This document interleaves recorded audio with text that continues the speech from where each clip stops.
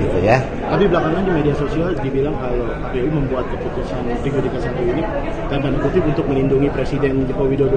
Tidak ada yang dilindungi karena ini ada uji konsekuensi yang harus kami lakukan. Ada data-data yang harus atas persetujuan yang bersangkutan.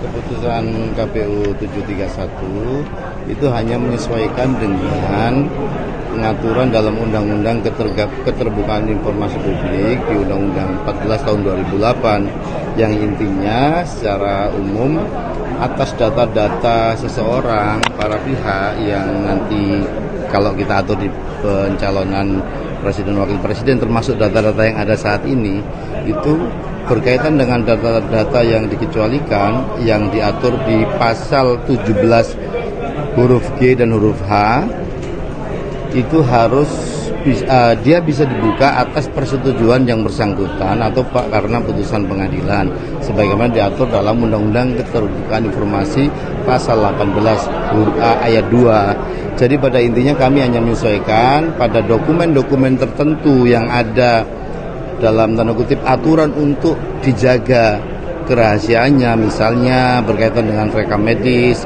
kemudian dokumen sekolah atau ijazah dan seterusnya itu ya yang bersangkutan yang harus diminta kemudian atau atas putusan pengadilan. Tapi apa sih dasarnya ketika KPU membuat keputusan 731 itu?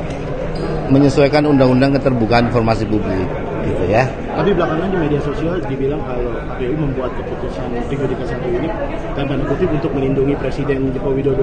Tidak ada yang dilindungi karena ini ada uji konsekuensi yang harus kami lakukan ketika ada pihak meminta di PPID kami. Jadi ada informasi-informasi yang lembaga itu kemudian harus mengatur mana yang dikecualikan, mana yang tidak. Nah berkaitan dengan data itu ada data-data yang harus atas persetujuan yang bersangkutan dan juga putusan pengadilan yang itu sudah diatur dalam Undang-Undang Keterbukaan Informasi Publik. Itu berarti termasuk ijazah sama riwayat itu?